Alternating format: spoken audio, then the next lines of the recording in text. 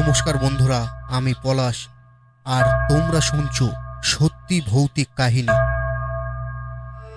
এই যে এইদিকে দেখো, আমি এসছি। কে তুমি? আমি চিনতে পারছো না? এইদিকে দেখো। তুমি? কেন আসতে পারি না? না, তুমি তো মারা গেছো।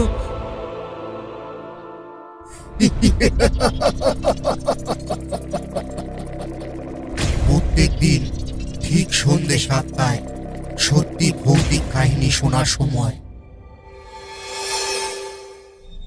বন্ধুরা, আজকের গল্পটি পাঠিয়েছেন ঈশ্বররাজ।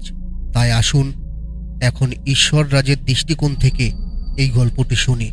কিন্তু গল্প শুরু করার আগে যেমনটি আমি সবসময় তোমাদের বলি যে তোমরা নিশ্চয়ই অনেক গল্প শুনেছ, কিন্তু আমি আশাবাদী যে আজ আমাদের গল্পটি শোনার পর তোমাদের ভীষণ ভয় লাগবে। আমি তোমাদের শুধু অনুরোধ করছি যে যদি তোমরা এই গল্পটি সম্পূর্ণরূপে শোনো তাহলে তোমরা সত্যি এটি অনেক উপভোগ করবে। এছাড়াও যদি তোমরা প্রথমবার আমাদের চ্যানেলে এসে থাকো তাহলে চ্যানেলটি সাবস্ক্রাইব করো। এতে আমাদের সাথে তোমাদের ঘনিষ্ঠতা বৃদ্ধি পাবে এবং আসন্ন ভিডিওগুলি তোমাদের কাছে সহজেই পৌঁছে যাবে। তাই বেশি সময় না নিয়ে দ্রুত আমাদের গল্প শুরু করি। বন্ধুরা, আমার নাম ঈশ্বররাজ এবং আমি পেশায় একজন ট্রাক ড্রাইভার। এর পাশাপাশি আমি আপনাদের বলি যে আমি রাজস্থানের সিকার জেলায় রূপপুরা গ্রামের বাসিন্দা। বন্ধুরা, আমাদের গ্রামে অনেক করাত মেশিন আছে যেখানে গাছ কাটার কাজ করা হয়। আমার বাবাও আগে করাত মেশিনে গাছ কাটার কাজ করতেন এবং এখন আমি একটু শিক্ষিত, তাই আমি ট্রাক চালানোর কাজ গ্রহণ করেছি। বন্ধুরা, এই ঘটনাটি সেই দিনের যখন আমি রাজস্থান থেকে হরিয়ানায় পণ্য সরবরাহের কাজ করতাম। কারণ আমার গ্রামে অনেক করাত মেশিন ছিল, তাই আমি আমার গ্রামেই কাজ পেয়েছিলাম এবং আমি আমার গ্রামের করাত মেশিন থেকে কাঠ লোড করতাম এবং হরিয়ানায় পৌঁছে দিতাম। প্রায়শই আমি সন্ধ্যায় পণ্য ডেলিভারি নিতাম এবং পরের দিন সন্ধ্যার মধ্যে যেখানেই ডেলিভারি করার কথা ছিল সেখানেই পণ্য ডেলিভারি করতাম। আর সেদিনও বরাবরের মতো আমিও সন্ধ্যায় আমার পণ্য ডেলিভারি নিয়ে চলে গিয়েছিলাম। অনেকক্ষণ ধরে ভ্রমণ করছিলাম, ধীরে ধীরে অন্ধকার হতে শুরু করে। তাই ভাবলাম একটা ভালো ধাবা খুঁজে বের করে সেখানে খাবার খাবো। এই ভেবে একটু এগিয়ে যাওয়ার পর হাইওয়ের পাশে একটা ধাবা দেখতে পেলাম। ধাবা দেখে আমি ট্রাকের গতি একটু কমিয়ে ফেললাম। ধাবাটা দূর থেকে বেশ ভালোই দেখাচ্ছিল, তাই আমি সেই ধাবায় খাবার খাবার সিদ্ধান্ত নিলাম এবং আমার ট্রাকটি সেই ধাবায় পার্কিংয়ে নিয়ে গেলাম। কিন্তু এরপর ট্রাক থেকে নেমে চারপাশে তাকানোর সাথে সাথেই দেখলাম যে ধাবায় খুব একটা ব্যস্ততা নেই। তারপর ভাবলাম যে আমাকে শুধু খাবার খেতে হবে। এই ভেবে যখন আমি ভেতরে গেলাম তখন দেখলাম যে আমার আগে আরও কিছু ট্রাক ড্রাইভারও সেখানে খাবার খাচ্ছে। তাদের সাথে একটু কথা বলার এবং মজা করার পর আমি ধাবা মালিকের কাছ থেকে আমার পছন্দের খাবার অর্ডার করলাম। কিছুক্ষণ পর ধাবা মালিক আমার খাবার নিয়ে এলেন এবং তারপর তিনি আমার পছন্দের খাবার দিলেন। এরপর আমি খাবার খেতে শুরু করলাম। আমি যখন খাবার খাচ্ছিলাম হঠাৎ আমার চোখ সেই ধাবার বাইরে দাঁড়িয়ে থাকা একটি ছোট বাচ্চার উপর পড়ল। সেই বাচ্চাটি খুব নিষ্পাপ চোখে আমার দিকে তাকিয়েছিল। তারপর আমি বাচ্চাটার দিক থেকে মনোযোগ সরিয়ে আবার খেতে শুরু করলাম, কারণ আমি ভেবেছিলাম যে হয়তো সে এখানকার কোনো বাচ্চা। কিন্তু খাবার খাওয়ার সময় আবার আমার চোখ সেই বাচ্চাটির দিকে গেল এবং সেই বাচ্চাটি এখনো আমার দিকে তাকিয়ে আছে। এবার যখন আমি সেই বাচ্চাটির দিকে মনোযোগ দিতে তাকালাম তখন আমি বুঝতে পারলাম যে সেই বাচ্চাটি সম্ভবত স্কুল ড্রেস পরে আছে এবং পিছনে তার কাঁধে একটি ব্যাগ ঝুলছে। সেই বাচ্চাটি দেখতে খুব নিষ্পাপ দেখাচ্ছিল। তারপর আমি ভাবলাম যে সম্ভবত সেই বাচ্চাটি ক্ষুধার্ত। তারপর আমার মনে একটা চিন্তা এলো যে অনেক রাত হয়ে গেছে এবং এই সময় স্কুল ড্রেস এবং ব্যাগ নিয়ে এই বাচ্চাটি এখানে কি করছে। এই ভাবতে ভাবতে আমার মনে আরেকটি সন্দেহ জাগলো, হয়তো শিশুটি স্কুল থেকে আসার সময় পথ হারিয়ে ফেলেছে। এইসব ভাবার পর আমি ওই বাচ্চাটির জন্য বেশ চিন্তিত হয়ে পড়লাম এবং একই সাথে তার মুখ এতটাই নিষ্পাপ ছিল যে যে কেউ তার জন্য করুণা অনুভব করবে। তাই আমি আমার খাবার মাঝখানে রেখে উঠে সেই বাচ্চাটির কাছে গেলাম এবং তার নাম জিজ্ঞাসা করলাম এবং জানতে চেষ্টা করলাম সে এত রাতে এখানে কি করছে। তারপর বাচ্চাটি একই উত্তর দিল যা আমি আগে ভাবছিলাম। সে আমাকে বলল যে স্কুল থেকে আসার সময় সে তার বন্ধুদের থেকে আলাদা হয়ে গেছে এবং এখন কেউ তাকে বাড়ি যেতে সাহায্য করছে না। এই কথা বলে বাচ্চাটি কিছুটা হতাশ হয়ে গেল, যার পর আমার তার জন্য বেশ করুণা হলো এবং তার জন্য খারাপ লাগলো। আমি মনে মনে ভাবলাম যে এই বাচ্চাটি না জানি কতক্ষণ ধরে এখানে দাঁড়িয়ে আছে এবং খিদের জন্য এখানে ঘোরাঘুরি করছে। তারপর সেই বাচ্চাটি আমাকে বলল, আমার ভীষণ খিদে লেগেছে। এই কথা শুনে আমি ওই বাচ্চাটিকে আমার সাথে সেই ধাবায় নিয়ে গেলাম এবং তাকে আমার সাথে খাবার খেতে বললাম। প্লেটে খাবার ছিল কিন্তু সে খাচ্ছিল না। তারপর আমি তাকে জিজ্ঞাসা করলাম, কি হয়েছে, তুমি খাচ্ছ না কেন? তারপর সেই বাচ্চাটি সেই সময় সে যা বলছিল তা শুনে এক মুহূর্তের জন্য আমার একটু অদ্ভুত লাগলো, কিন্তু তারপর ভাবলাম ঠিক আছে, এই বাচ্চাটির ইচ্ছা এবং সব বাচ্চারা প্রায়শই এমনই অনুভব করে। আসলে সেই বাচ্চাটি আমাকে বলল যে আমি এটা খেতে চাই না, আমি গোলাপ জামুন, জিলেবি এবং বরফি খেতে চাই। তারপর আমি তাকে কিছু গোলাপ জামুন খেতে দিলাম।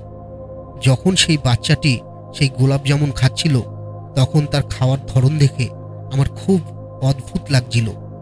তার খাওয়ার ধরন দেখে মনে হচ্ছিল যেন সে অনেক দিন ধরে কিছু খায়নি, অথবা সে জীবনে প্রথমবারের মতো গোলাপ জামুন খাচ্ছে।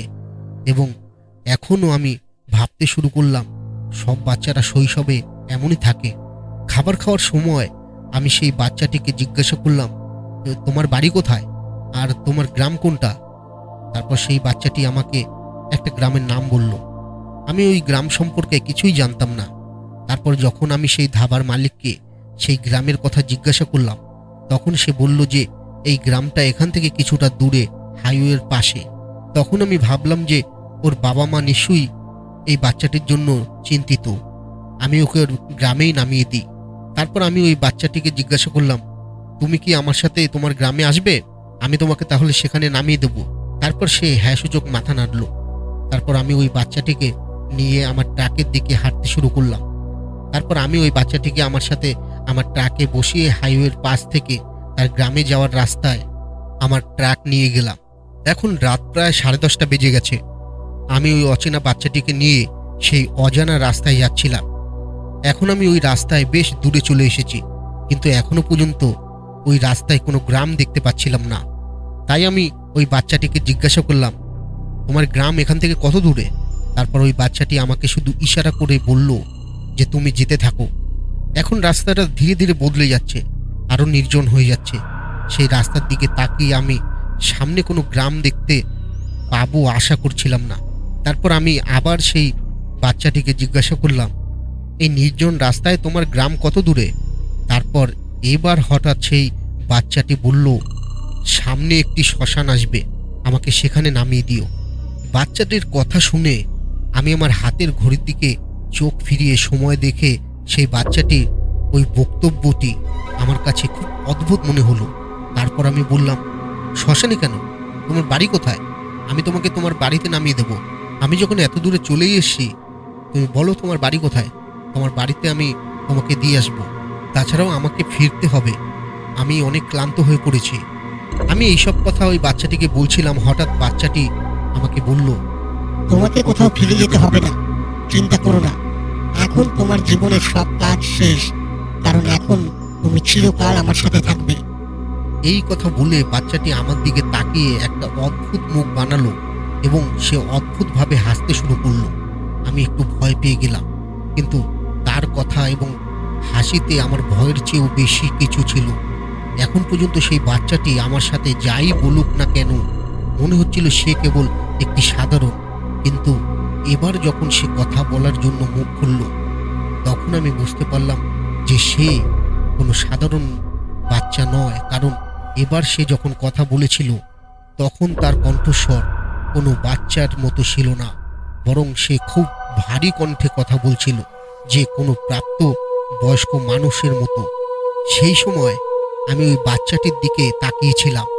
হঠাৎ দেখতে পেলাম তার মুখের ভেতর থেকে দাঁত নিজে থেকেই বেরিয়ে আসতে শুরু করেছে এবং তার মুখ ধীরে ধীরে পরিবর্তিত হতে শুরু করেছে। কিছুক্ষণ পর তার মুখটি ভয়াবহ পিষ্ট হয়ে কারো মুখের মতো হয়ে গিয়েছিল এসব দেখে আমার হাত পা ঠান্ডা হয়ে গিয়েছিল।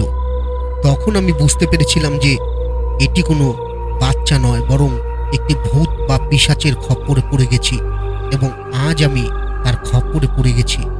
এখন আমি আমার বাঁচার কোনো আশা দেখছি না। আমি পালানোর কথা ভাবছিলাম, ঠিক তখনই বাচ্চার আকৃতির দানব আমাকে বলল, চাচা, তুমি আমাকে গোলাপ জামুন খাইয়েছো, এখন আমি মাংস খেতে চাই, তাও মানুষের মাংস। তার কথা শুনে আমি ঘামে ভিজে গেলাম। আমি একটা কথাও বলতে পারছিলাম না। এখন আমার মনে হচ্ছিল এই দানবটি আমাকে মেরে ফেলতে পারে। এখন আমার শরীরের উপর আমার কোনো নিয়ন্ত্রণ নেই। আমি আমার হাত পা নাড়াতে পারছিলাম না, কিছু বলতেও পারছিলাম না। আমি শুধু মনে মনে ঈশ্বরকে স্মরণ করছিলাম। তারপর ভাবলাম, এই দানবটি কিভাবে আমার ট্রাকে আসতে পারে, কারণ আমার ট্রাকে সবসময় ভগবান শঙ্করের মূর্তি রাখি। তারপর আমি যে কেবিনে সবসময় ভগবান শঙ্করের মূর্তি রাখি সেখানে তাকালাম এবং দেখলাম যে সেই মূর্তিটি সেখানে নেই। এবং এর সাথে সাথে আমার মনে পড়ল যে আমি প্রথম দিনে আমার ট্রাকটি জরিপ করেছিলাম এবং সম্ভবত সেই সময়ের মধ্যে কেউ মূর্তিটি সেখান থেকে সরিয়ে দিয়েছিল। আমি তখন ভগবানের কাছে প্রার্থনা করছিলাম, হে ভগবান শিব, আমাকে এই ঝামেলা থেকে রক্ষা করো। তখনই আমি সামনে পুলিশের একটি পিসিআর ভ্যান আসতে দেখলাম। এটা দেখে আমি বুঝতে পারলাম যে এটাই আমার পালানোর একমাত্র সুযোগ। তাই আমি ভগবান শিবের নাম নিলাম এবং আমার সমস্ত শরীরের শক্তি প্রয়োগ করে রাস্তার মাঝখানে ট্রাকটি ঘুরিয়ে থামালাম। এটা দেখে পুলিশের পিসিআর ভ্যানটি সেখানে থেমে গেল এবং 3 থেকে 4 জন পুলিশ সদস্য সেখান থেকে নেমে পড়ল। আমি ভগবান শিবের নাম নিলাম এবং ট্রাক থেকে লাফিয়ে পড়লাম। শয়তান আমাকে ধরার চেষ্টা করলো, কিন্তু ততক্ষণে পুলিশ আমার খুব কাছে চলে এসেছিল এবং তারা খুব রেগে গিয়েছিল। তাই তারা দ্রুত আমার দিকে এগিয়ে এসে আমাকে বলল, এ ভাই, তুমি কি মাতাল হয়ে গেছো? রাস্তার মাঝখানে গাড়ি থামিয়ে দিলে। তারপর আমি পুলিশদের বললাম যে স্যার, দয়া করে আমাকে শয়তানের হাত থেকে বাঁচান। পুলিশরা আমার দিকে খুব অবাক হয়ে তাকিয়ে বলল, তুমি কোন শয়তানের কথা বলছো? তারপর আমি তাদের বললাম, সে ট্রাকের কেবিনে বসে আছে। তারপর পুলিশরা ট্রাকের কেবিনের দিকে তাকিয়ে বলল, কেবিনে তো কেউ নেই। তারপর আমি ভয়ে সেই পুলিশদের বললাম, স্যার, আপনি ঠিকঠাক দেখতে পাচ্ছেন তো? ও ওই কেবিনেই বসে আছে এবং আমাকে মেরে ফেলতে চায়। কিন্তু তারপরও পুলিশরা উত্তর দিল যে কেবিনে কেউ নেই। তারপর আমি তাদের আমার সাথে ঘটে যাওয়া ঘটনাগুলি বললাম। এই ঘটনা শোনার পর ওই পুলিশগুলোর মধ্যে একজন বয়স্ক পুলিশ ছিলেন।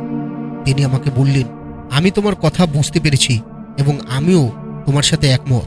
তারপর ওই বয়স্ক পুলিশটি আমাকে বলল, একজন ট্রাক ড্রাইভার ট্রাক চালাচ্ছিল ওই রাস্তা দিয়ে ট্রাকটি চালানোর সময় এক স্কুল ছাত্রকে ধাক্কা মেরে পিষে ফেলেছিল এবং তারপর থেকে সেই রাস্তা দিয়ে যাওয়া অনেক ট্রাক চালককে সেই শিশুর আত্মা তাকে তাড়া করে। আজ তুমি ভাগ্যবান যে তুমি বেঁচে গেছো, নইলে অনেক ট্রাক চালকের মৃতদেহ খুঁজে পাওয়া যায়নি। এবং যারা তোমাদের মতো ভাগ্যবান এবং বেঁচে আছে, তারা বেঁচে যাওয়ার পর তোমার মতোই আমাদের গল্প বলে। আমি বহু বছর ধরে এই থানায় কাজ করছি, তাই এই এলাকার ঘটে যাওয়া এই ধরনের সমস্ত ঘটনা সম্পর্কে আমি জানি। তারপর আমি পুলিশ সদস্যদের বলেছিলাম যে দয়া করে আমাকে এখান থেকে নিরাপদে বের করে আনুন এবং সেই দিন ওই পুলিশ সদস্যদের কারণে আমার জীবন সেদিন রক্ষা পেয়েছিল। তো বন্ধুরা, এই ছিল আমাদের আজকের সত্য ভৌতিক কাহিনী। বন্ধুরা, গল্পটি তোমাদের কাছে কেমন লাগলো এবং তোমরা কোথা থেকে শুনছো আমাদের কমেন্ট বক্সে কমেন্ট করে জানাও। আর এখন তোমরাও তোমাদের সত্যি ভৌতিক কাহিনী আমাদের পাঠাতে পারো সত্যিভৌতিককাহিনী@gmail.com এ। তো শীঘ্রই আরেকটি গল্প নিয়ে তোমাদের সামনে উপস্থিত হব। ততক্ষণের জন্য তোমরা সবাই ভালো থেকো।